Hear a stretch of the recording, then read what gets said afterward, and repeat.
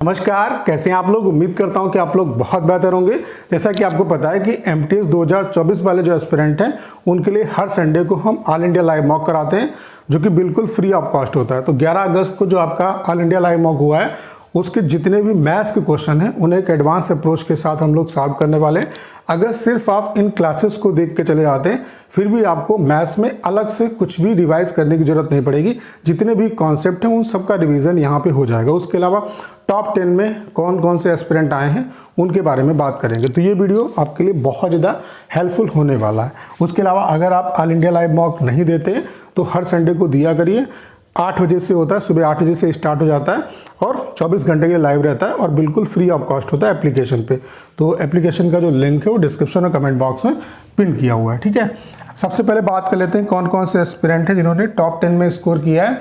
तो जो first number पे आए वो रामकृष्ण आए जिन्होंने 187 नंबर स्कोर किया। आपको पता है कि पूरा पेपर आपका 270 नंबर का होता है, ठीक है। उसके अलावा फिर मयंक कुमार दूसरे नंबर पे हैं जिनका स्कोर 186 है। स्थान पर पप्पू कर्माकर रहे हैं जिनका स्कोर 154 है। फिर यहाँ पे आसी हैं जिन्होंने 139 स्कोर किया है। फिर अविनाश जिन्होंने 124 स्कोर किया है। फिर मास्टर ऑफ डिसास्टर हैं 124 स्कोर किया है। फिर शिव कुमार है जिन्होंने 119 स्कोर किया है। फिर विशाल यादव हैं जिन्होंने 103 स्कोर किया है। उसके बाद 90 नंबर पे आप देख सकते हैं रविकांत है जिन्होंने 102 स्कोर किया है। उसके अलावा बाबा चिंगारी हैं जिन्होंने 102 स्कोर किया है, ठीक है। तो ये टॉप 10 एस्पिरेंट रहे हैं, ठीक है। उसके अलावा ये ऑल इंडिया मॉक होता है, सुबह 8 बजे से लाइव हो जाता है, हर संडे को होता है, बिल्कुल फ्री ऑफ कॉस्ट। अगर आप हिंदी मीडियम से हैं तो इस मॉक को आप लोग जरूर अटैम्प्ट करिए, क्योंकि यहाँ पे मोस्टली हम प्रीवियस जो आपके पेपर हुए हैं वही आपको देते हैं, ठीक है। तो इससे आपका अच्छा खासा रिवीजन हो जाएगा। हर संडे को होता है, एप्लीकेशन पे होता है। तो एप्लीकेशन का जो लिंक है वो डिस्क्रिप्शन और कमेंट बॉक्स में पिन किया हुआ है। पहला क्वेश्चन आप लोग देख पा रहे होंगे। क्वेश्चन दिया हुआ है कि क्रय मूल्य और विक्रय मूल्य के बीच का अंतर जो है वो 143 रुपये है। यदि लाभ प्रतिशत 26% है तो विक्रय मूल्य क्या होगा। अब आपको पता होगा कि एक्चुअल में लाभ और हानि क्या है। क्रय मूल्य और विक्रय मूल्य के बीच का डिफरेंस ही होता है। अगर क्रय मूल्य ज़्यादा है विक्रय मूल्य से तो लॉस होगा, अगर विक्रय मूल्य ज़्यादा है क्रय मूल्य से तो प्रॉफिट होगा। तो इसका मतलब है हमें ये दिया हुआ है कि 26% की जो वैल्यू है वो कितने के बराबर है, 143 के बराबर है। हमें क्या निकालना है, तो विक्रय मूल्य क्या होगा। अगर 26% का प्रॉफिट हो रहा है इसका मतलब है विक्रय मूल्य कितना होगा, 126%, यानी कि हमें 126% की वैल्यू बतानी है। तो 13 से काट सकते हैं, 13 दूनी 26, 13 से काटेंगे तो 13 एकन 13 और 13 एकन 13, यानी कि 2% की वैल्यू 11 आ गई। अब 126 बनाने के लिए 63 से अगर हम दोनों तरफ गुणा कर दें तो 126 यहाँ पे बन जाएगा। 63 से हमें दोनों तरफ गुणा करना पड़ेगा। तो 126% की जो वैल्यू है वो कितनी हो जाएगी, 11 तियां 33, हासिल लगा 3 और 11 छक्का 66 और 3 कितना हुआ आपका 69, यानी कि 693 आएगा।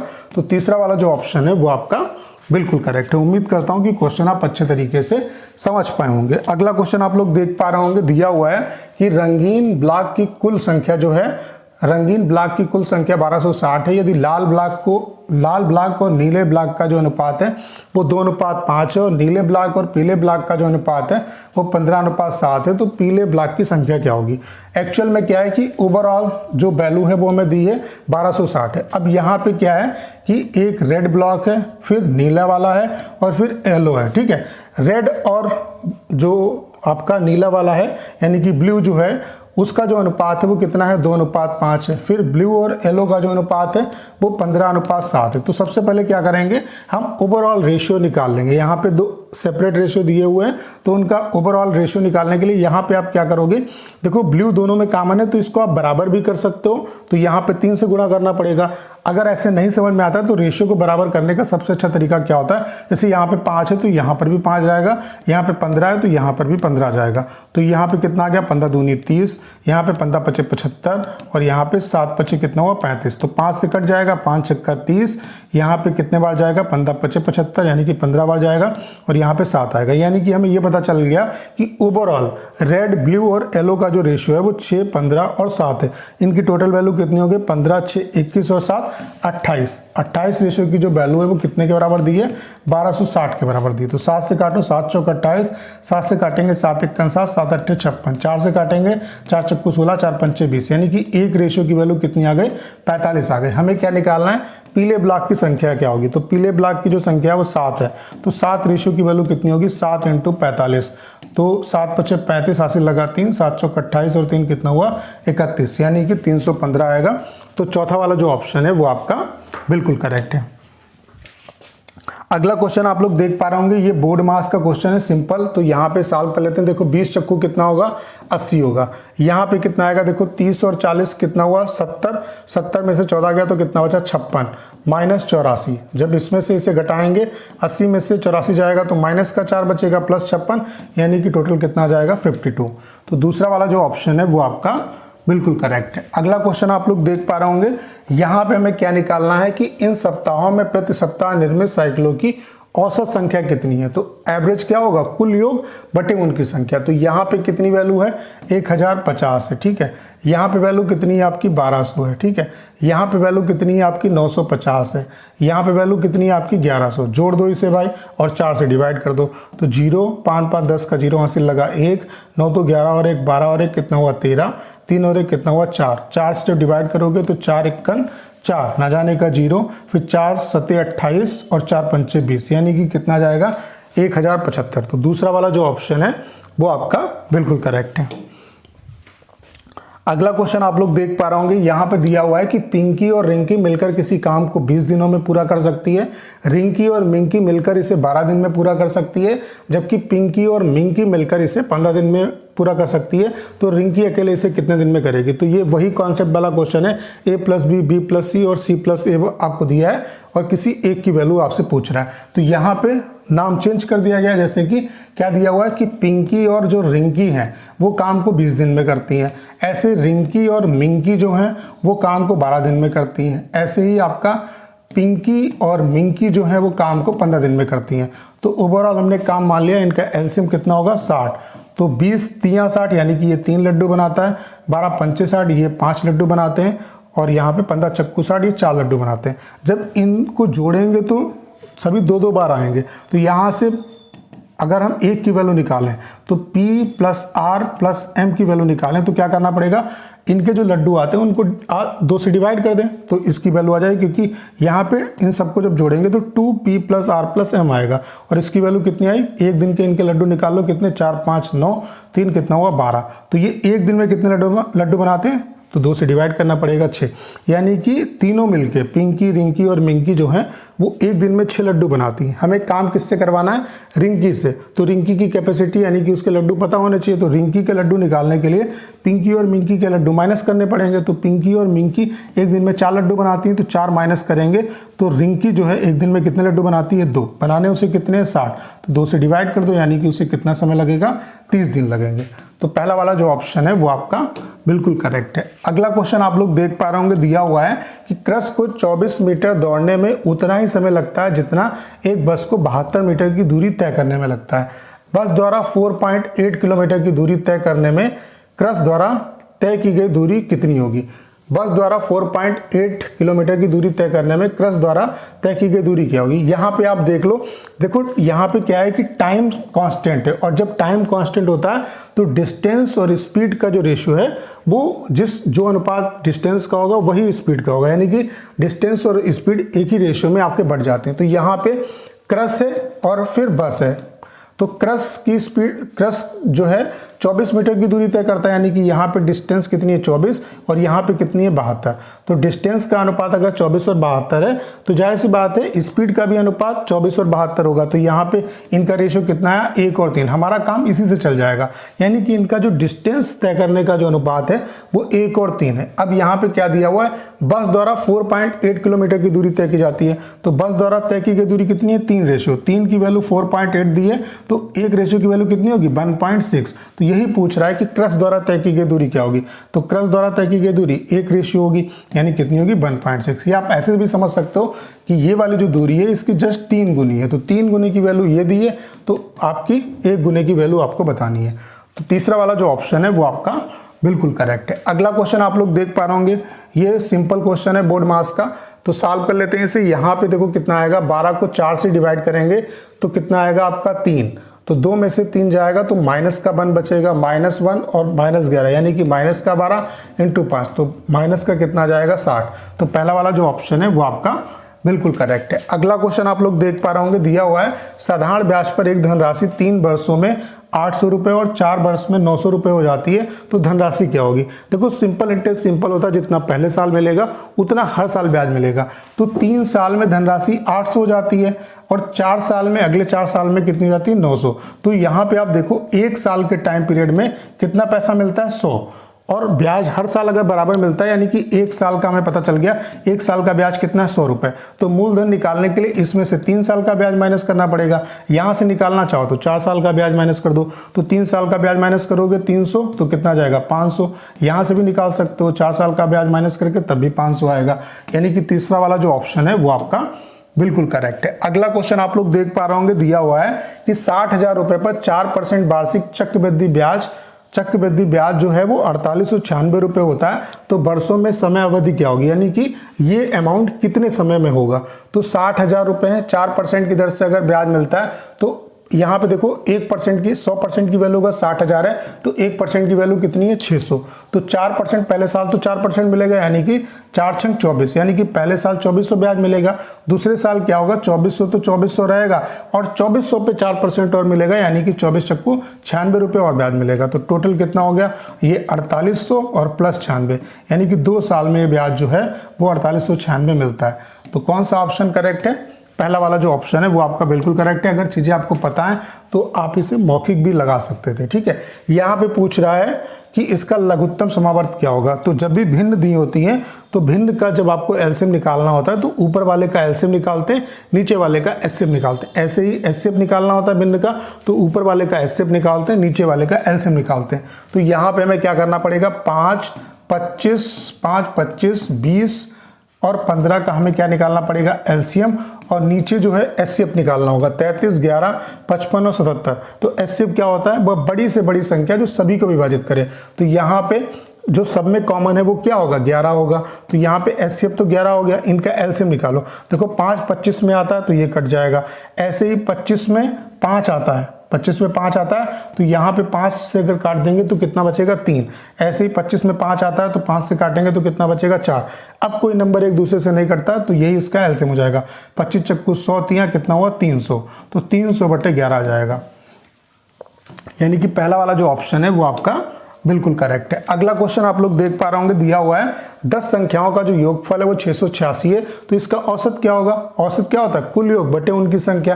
तो 10 से जब डिवाइड करेंगे तो कितना आ जाएगा 68.6, यानी कि पहला वाला जो ऑप्शन है वो आपका बिल्कुल करेक्ट है। अगला क्वेश्चन आप लोग देख पा रहे होंगे, दिया हुआ है एक ठोस धात्विक गोले की त्रिज्या 28 सेंटीमीटर है।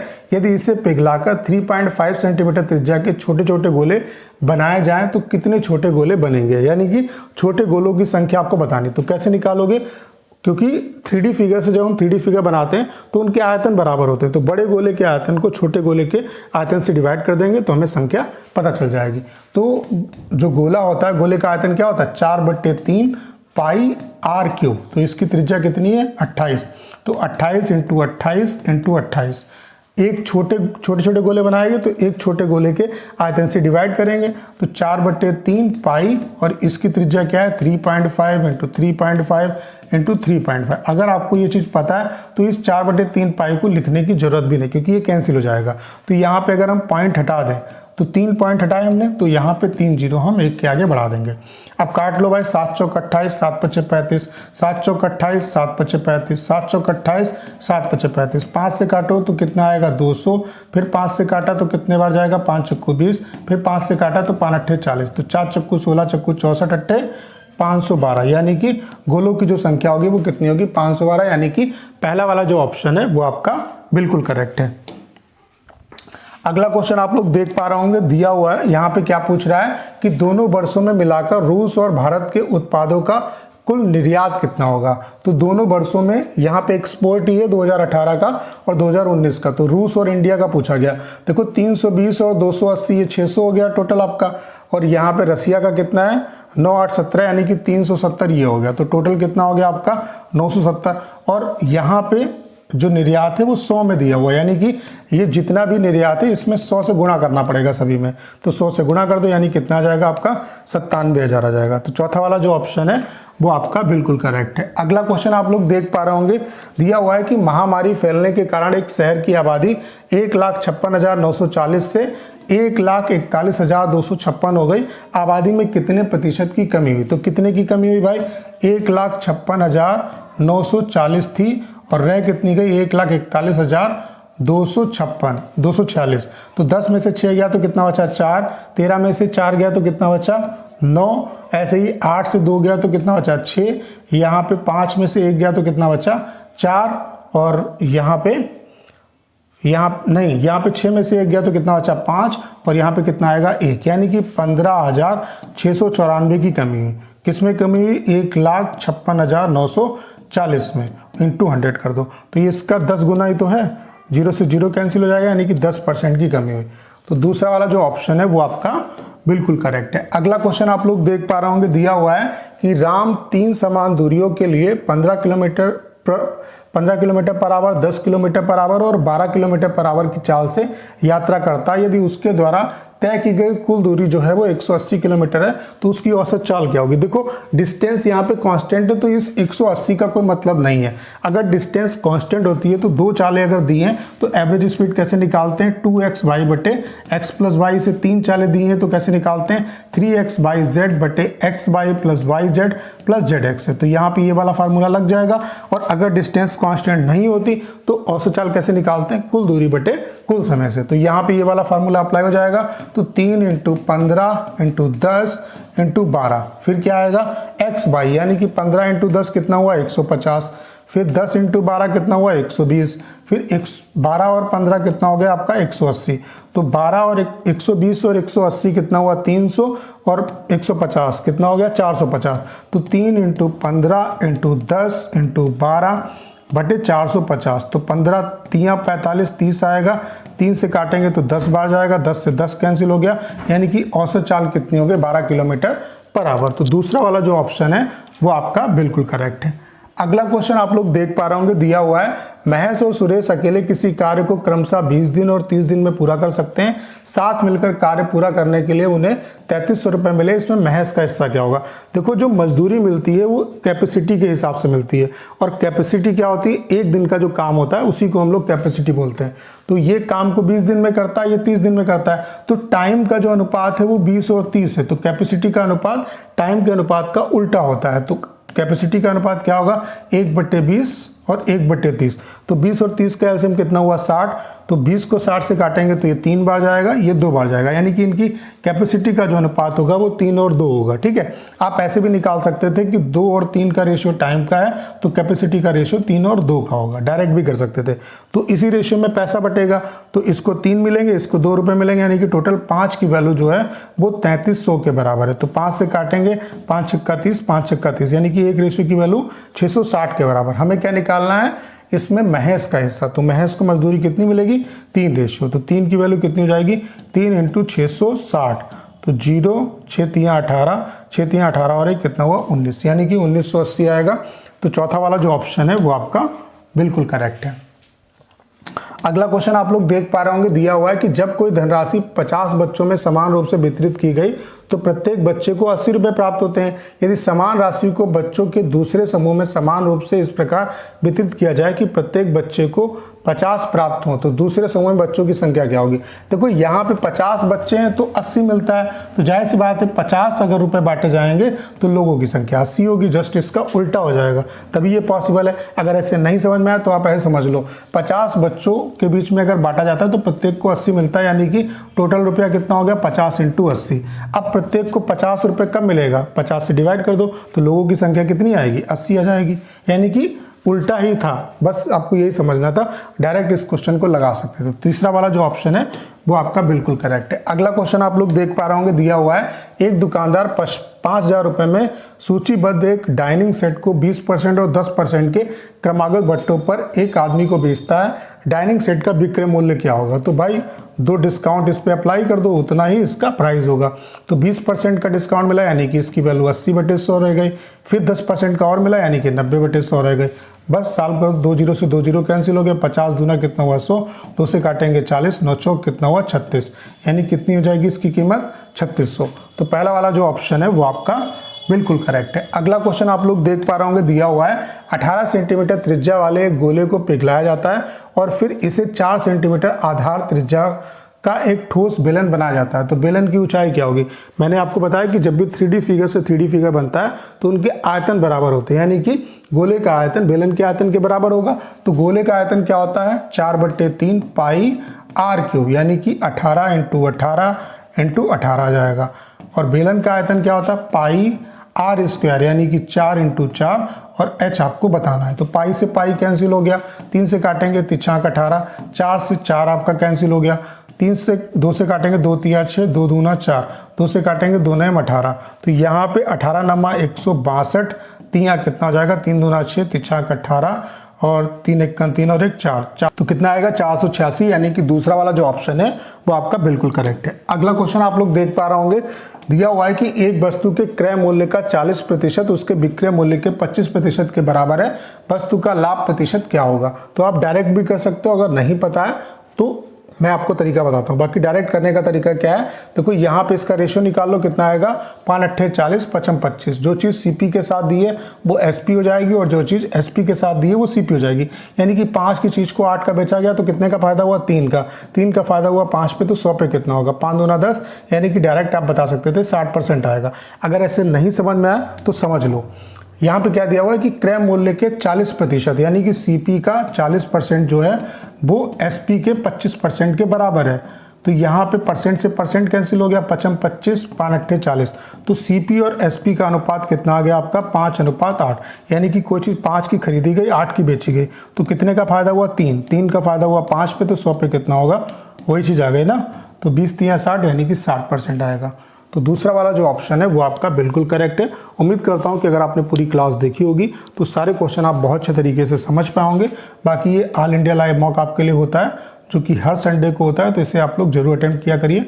स्पेशली जो हिंदी मीडियम वाले एस्पिरेंट हैं वो जरूर इसे अटेम्प्ट करें। उसके अलावा हमने आपके लिए स्पेशल टेस्ट सीरीज भी बना दी जिसका प्राइस केवल 99 रुपीज़ है, और सारे के सारे प्रीवियस जो क्वेश्चन है, उसके अलावा इंग्लिश और GK GS के सभी शिफ्ट के जो पेपर है, जैसे कि चाहे वो लास्ट 3 ईयर्स के SSC CHSL CGL MTS CPO, सभी के हमने आपको सेक्शनल मॉक के फॉर्म में प्रोवाइड करा दिए। और हिंदी मीडियम वाले स्पेशली एस्पिरेंट के लिए तो उससे भी आप परचेज कर सकते हैं। तो एप्लीकेशन का जो लिंक है वो डिस्क्रिप्शन और कमेंट बॉक्स में पिन किया हुआ है। उम्मीद करता हूँ क्लास अच्छे तरीके से आप समझ पाए होंगे। करना क्या, इस वीडियो को 10 शेयर करना है। उसके अलावा अगर आप चैनल पर नए हैं और आपने अभी तक इसे सब्सक्राइब नहीं किया है तो प्लीज़ चैनल को सब्सक्राइब करना मत भूलिएगा।